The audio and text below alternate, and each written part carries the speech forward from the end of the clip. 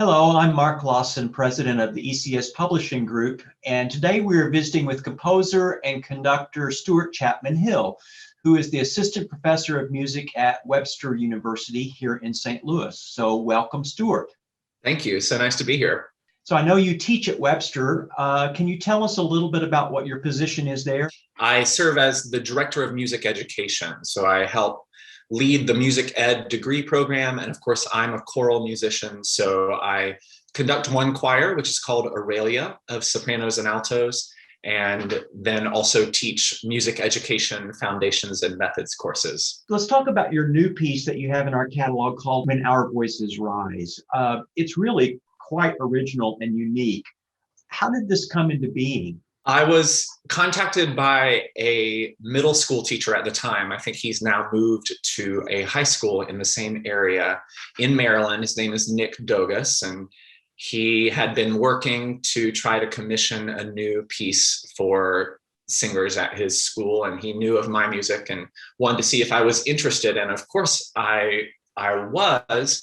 And one thing that I do fairly often with my music is I write my own texts, or I craft new texts for them.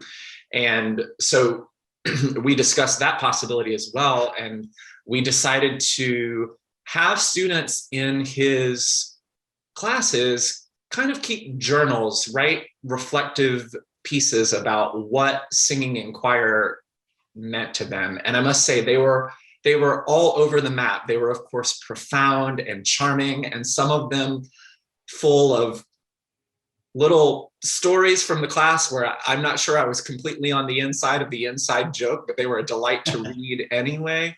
So based on their reflections about what choir meant to them, I sort of put together this set of lyrics and then wrote this piece for them. When you do this, are you thinking about the music at the same time, or do you kind of do the text and then come back and say, now what does this do to me music wise? How do you approach it? It's a good question. I think one thing that I think this piece probably reflects about me is that I'm also a singer-songwriter, not professionally, but I've been writing songs since I was a teenager. So I do think like a songwriter, maybe as much as I think like a choral composer. And I mention that because it was pretty clear to me early on in reading the text that this phrase, when our voices rise, was going to be, to use some industry lingo, it was the hook. It was the thing that the song or the piece was going to be about. So I think I sort of began there. And then once the hook, the idea is there, that's usually when I'm going to the piano and starting to pick out chord progressions, piano figures, sing melodies to myself. So that's where it sort of began, and then it grew from there. So I would say it sort of bounces back and forth between shaping the music carefully, then shaping the text carefully, then adjusting the music to suit, and so forth. It's always fascinating for me to hear how people approach their composition. I think it's such a unique skill. This is fairly unique in that it really works well with both middle school and high school. Talk about where your ranges were, what you were thinking when you did this, and if that was kind of what you intended. When the teacher reached out to me, his original idea was that it might be a three-part piece, an SAB or a three-part mixed piece.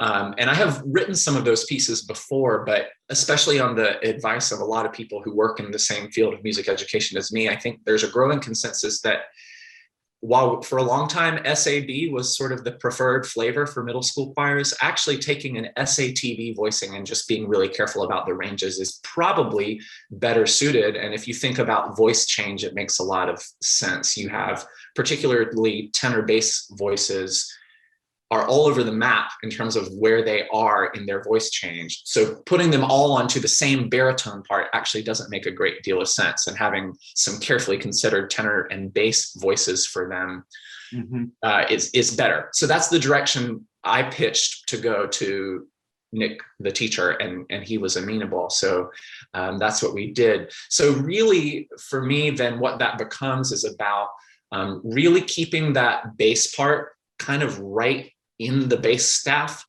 really making sure that the tenor part feels like a tenor part, but knowing that middle school tenors don't have the same expansive range that an adult tenor might have. But to your point, I really hope that high school singers and maybe even some community singers, I know that Kevin Macbeth just shared this piece on the ACDA community choir reading session.